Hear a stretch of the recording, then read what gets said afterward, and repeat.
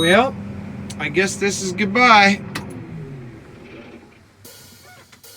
Hey there, thanks for turning down my road.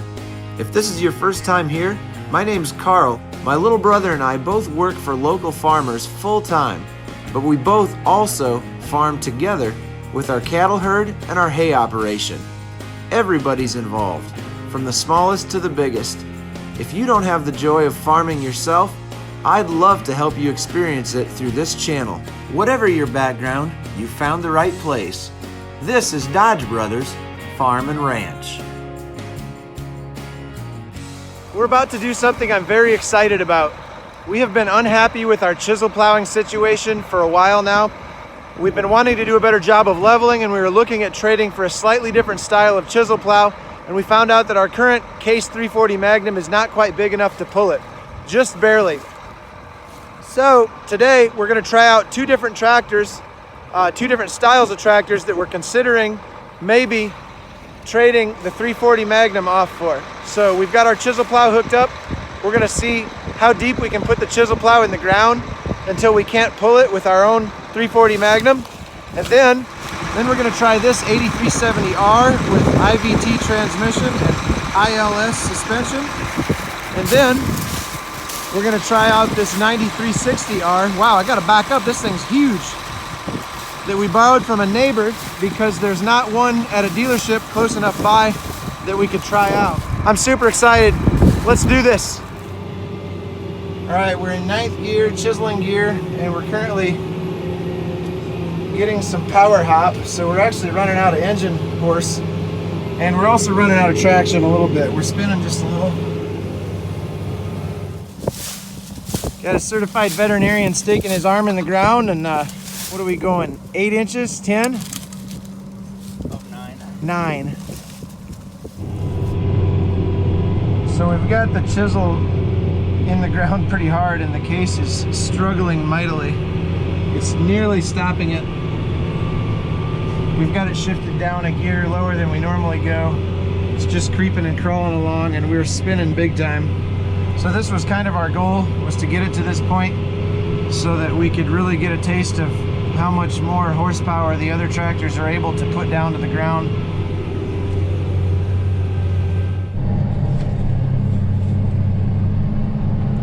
All right, so we're running the John Deere 8370R right now. We've got the chisel plow set in the same place that it was. One thing it's certainly doing is it's not power hopping at all because of the way that front suspension works with the ILS, independent link suspension. It's definitely living up to its hype.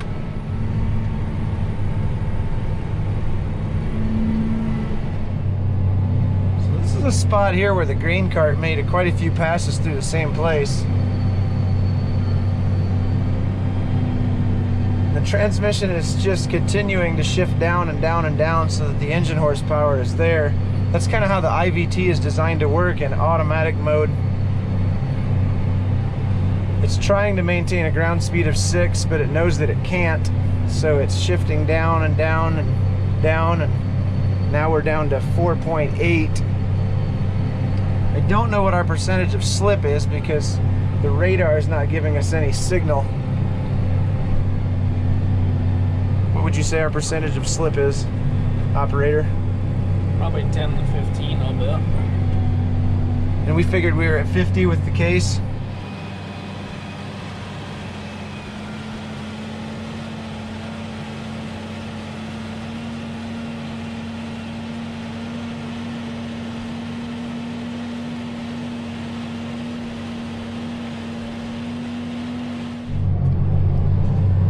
So we've currently got the chisel in the ground far deeper than we ever would, and we're on the end rows, and we're just about to go across where the semi pulled in and out the driveway here.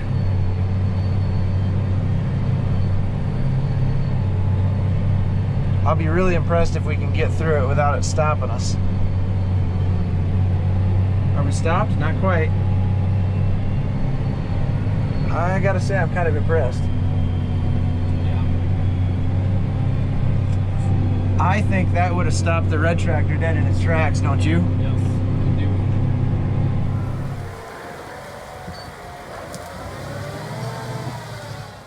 All right, it's time to switch horses again.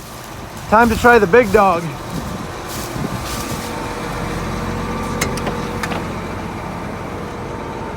Wow, this thing is big.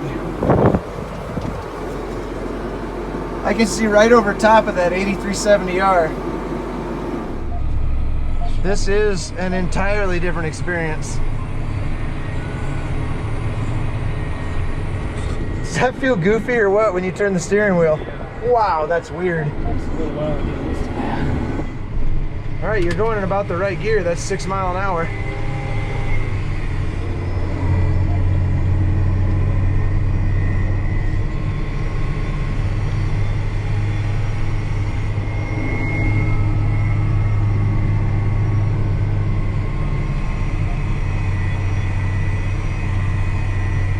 Wow.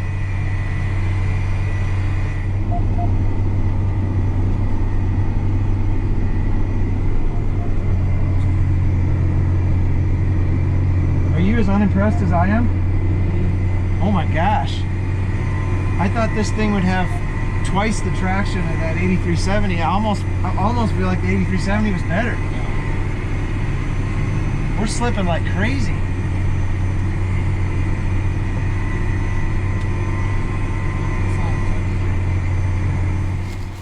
Okay, maybe our expectations were too high, but we were massively uninspired by the four-wheel drive. So we're hooking the front wheel assist John Deere up to it again, and we're gonna test a couple more places in the field and see what we think. So the 8370R did not have a radar or GPS installed, so we were not able to figure out what the actual ground speed was to compare it to the wheel speed to figure out how much wheel slip we had. So I'm driving along next to it with the 9360R to tell him what his actual ground speed is so we can figure that out. This has been a really interesting and eye-opening experiment. Well guys, after a lot of deliberation and a fair amount of testing, which you witnessed, and a lot of wheeling and dealing, we finally traded tillage tractors. What do you think we ended up with? If you guessed the 8370R, you would be right on the money. And man, is this thing sweet. So let me put you in super view mode here and kind of show you around the cab a little bit. This tractor has an IVT, which stands for infinitely variable transmission. So right now, I have it set at 6 miles per hour, and you set that with this roller right here. If I want to increase the maximum speed, I just roll this little black roller forward with my thumb, and I can increase it, and the tractor will speed up to that speed. So what that roller is doing is just setting the maximum speed for F1. So it's in the F1 slider right now. If you look over here, there's a F2 slider right ahead of it that we have set up for road gear right now, 26 miles an hour. Another way to change your speed, if you just want to slow down a little bit while you're going, you just operate it just like a hydro. You can just pull this back and it'll just slow down to the proportion of speed between 0 and where you have it set. So right now I'm at about half, I'm about 2.8. I can slow it down further, or I can go ahead and speed it right back up. You'll also notice that it is independently controlling the engine RPMs. Right now it's needing to run 1900 to 2000 RPMs to pull through this hard area that we're in. But if it gets to the point where it doesn't need to run full RPMs, it will change the gear ratio in the transmission and it will idle the engine off. A lot of times it'll be running 1700, 1750 RPMs when we're in easier pulling areas. This integrated display is operating the GPS as well as the tractor functions. So if I want to change the transmission functions, I hit the transmission button. I've got, you probably can't see because it's really bright, but I've got all the transmission settings right in here. Same for everything else on the tractor. I can operate it from this integrated screen. Okay, I want to show you something. We're getting to the end of the field, so I want to slow down just a little bit. I'm going to pull this back just so I have more time to show you. So I lift the implement up and watch the engine RPMs as I'm turning around. See how the engine is slowing down? We don't have the chisel in the ground. It does not need to run full RPMs. So if you watch, when we get around the corner and I get straightened out, hit the auto steer button. Now, when I go to drop the chisel back in the ground, it ramps the engine RPMs back up when the chisel hits the ground, and away we go. And it's doing all that automatically. I'm not touching the throttle at all. There's a lot going on here. A lot of brains in this piece of equipment. I hope it is durable and I hope it holds up and works really well for us, but I tell you what, it is really, really sweet to operate. The other thing that I really love about this tractor is called ILS, stands for Independent Link Suspension. You can see the front suspension, there is no solid axle going across the front. It has A-arms, just like the front of a pickup or a car would, independent on both sides. So these wheels can go up and down completely separately from these wheels. And I tell you what, it really does a great job of controlling the power hop. Like right now, it just wanted to hop just a little bit and it just leveled itself back out.